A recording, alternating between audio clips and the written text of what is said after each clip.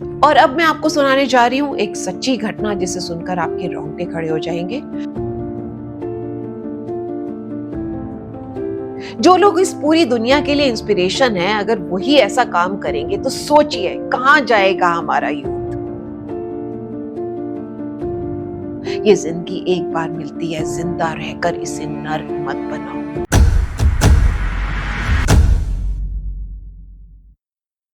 नमस्कार दोस्तों। तो आज की वीडियो है बहुत ही जबरदस्त, क्योंकि आज मैं आपको बताने जा रही हूँ 500 से 50,000 कैसे बनाए, घर बैठे हुए कैसे कमाए। क्योंकि आजकल लाइफ इतनी फास्ट हो चुकी है, हमें सब कुछ इंस्टेंट चाहिए।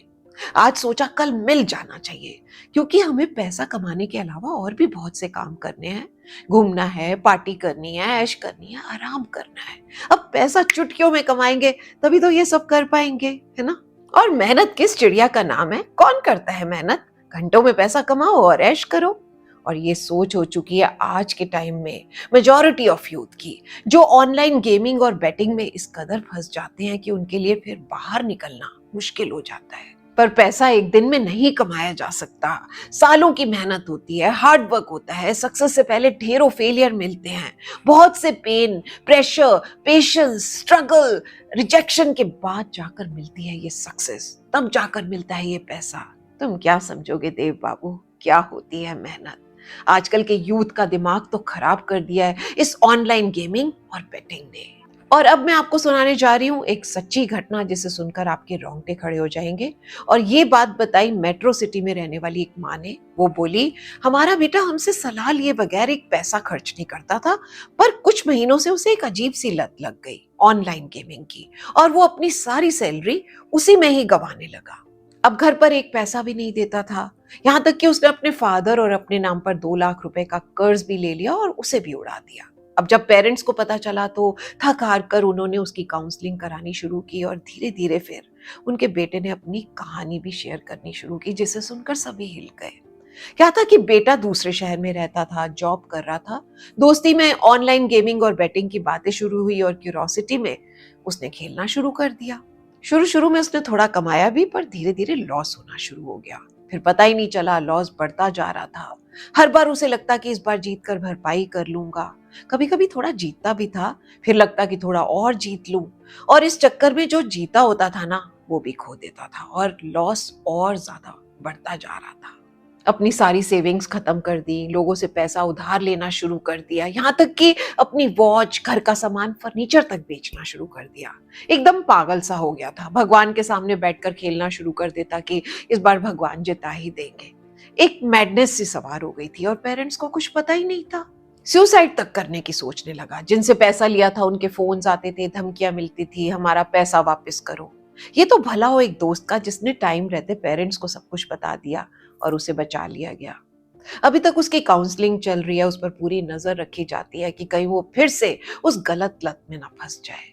आप जानते हैं, इंडिया इस टाइम ऑनलाइन गेमिंग के मामले में सेकंड नंबर पर खड़ा है, और इस वजह से मर्डर्स, फॉल्स किडनैपिंग, सुसाइड जैसी सीरियस प्रॉब्लम्स बढ़ती जा रही हैं। क्या है ना कि बच्चे पहले आउटडोर गेम्स ज्यादा खेलते थे, अब उनकी जगह इंडोर गेम्स ले चुके हैं। बच्चों के हाथ में क्रिकेट बैट की जगह अब मोबाइल फोन्स आ गए हैं। जिस फोन पर बच्चे पहले 150 मिनट बिताते थे, अब वो टाइम बढ़कर 250 मिनट तक पहुंच चुका है। और इस वजह से बच्चों का बिहेवियर चेंज होता जा रहा है। स्ट्रेस होना, आईसाइट वीक होना, ये सब तो आम बातें हैं। बीते सालों में इस बुरी आदत ने बच्चों को वायलेंट बना दिया है।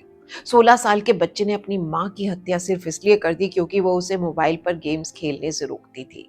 छतरपुर के 13 साल के बच्चे ने इसलिए सुसाइड कर ली क्योंकि वो ऑनलाइन गेमिंग में 40,000 रुपए गवा चुका था।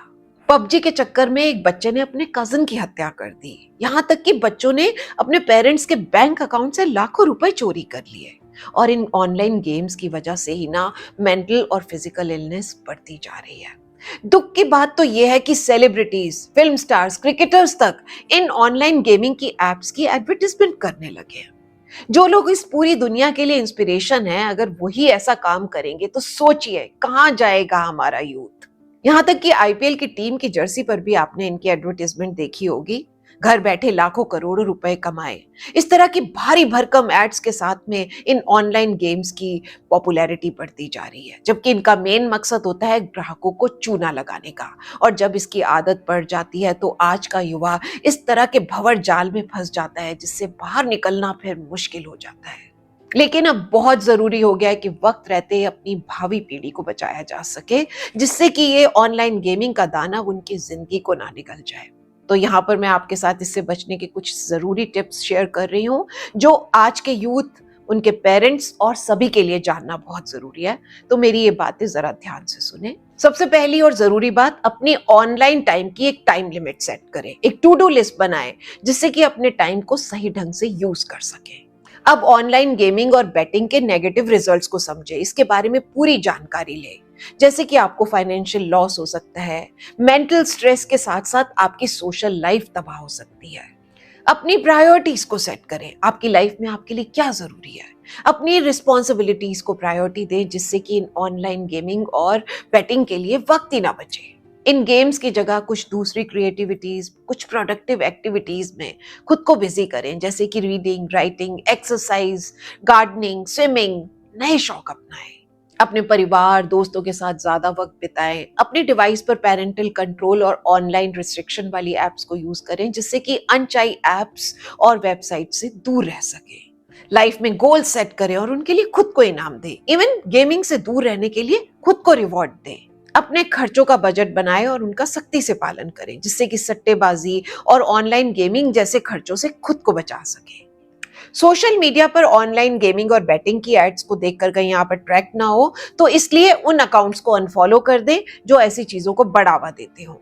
ऐसे लोगों के साथ रहें जो आपकी अच्छी हेल्थ और डेवलपमेंट में आपकी हेल्प करें। डिजिटल डिटॉक्स करें, कुछ टाइम के लिए मोबाइल, इंटरनेट, लैपटॉप, इन सबको खुद से दूर कर लें। इससे आपको मेंटल पीस तो मिलेगी ही, उसके साथ ही आप अपने काम के प्रति फोकस्ड भी रहेंगे। जिन लोगों ने ऑनलाइन गेमिंग और बैटिंग से छुटकारा पाया है, उनकी इंस्पायरिंग स्टोरी से खुद को मोटिवेट करें। ये सारी चीजें आपको आपके गोल्स के लिए स्ट्रांग बनाएंगी। और साथ ही जरूरत है हमारी सरकार के लिए कुछ स्ट्रिक्ट रूल्स बनाने की, जैसे कि चाइना की गवर्नमेंट ने कुछ कड़े कदम उठाए हैं। वहां पर बच्चे जो हैं वो हफ्ते में सिर्फ 3 घंटे ऑनलाइन गेम खेल सकते हैं। और अगर ये नियम टूटता है तो उन बच्चों के खिलाफ कोई कार्रवाई नहीं होगी, बल्कि उन ऑनलाइन गेमिंग कंपनीज के खिलाफ कार्रवाई होगी जहां पर वो बच्चा गेम खेल रहा होगा। इसलिए ये गेमिंग कंपनीज जो हैं इन नियमों का बहुत ही सख्ती के साथ पालन कर रही हैं। और इसी तरह से इंडिया को भी कुछ सख्त रूल बनाने की बहुत ज्यादा जरूरत है। इसी के साथ ही मैं अपने यूथ को भी कहना चाहूंगी कि ऑनलाइन गेमिंग और बैटिंग से जीता हुआ पैसा कभी परमानेंट नहीं होता, फाइनली चला जाता है। और जो पैसा आप ऑलरेडी हार चुके होते हैं वो कभी वापस नहीं आता। तो अपना वक्त बर्बाद करके, अपने माँ बाप का पैसा बर्बाद करके आप सिर्फ अपना फ्यूचर डार्क कर रहे हैं। तो आप अपने पेरेंट्स के आपके ब्राइट फ्यूचर को लेकर देखे सपने को भी तोड़ते जा रहे हैं। तो अपने वक्त और अपने माँ बाप के पैसे की कद्र करना सीखो। ये दोनों एक बार गए तो फिर वापस नहीं आएंगे। वक्त रहते संभल जाओ। ये जिंदगी एक बार मिलती है, जिंदा रहकर इसे नर्क मत बनाओ। और इसी के साथ ही चलती हूँ इस गुजारिश के साथ कि इस वीडियो को ज्यादा से ज्यादा शेयर करें, जिससे कि आप भी किसी की लाइफ बचा सकें। इस वीडियो पर लाइक और कमेंट जरूर करें, अपने विचार हमारे साथ जरूर शेयर करें। और शुक्रिया आपने इस वीडियो को सुना, क्योंकि बोलने से ज्यादा सुनना जरूरी है। और आपने प्रूव कर दिया कि आप एक अच्छे लिस्नर हैं। Thank you, bye bye, love you all.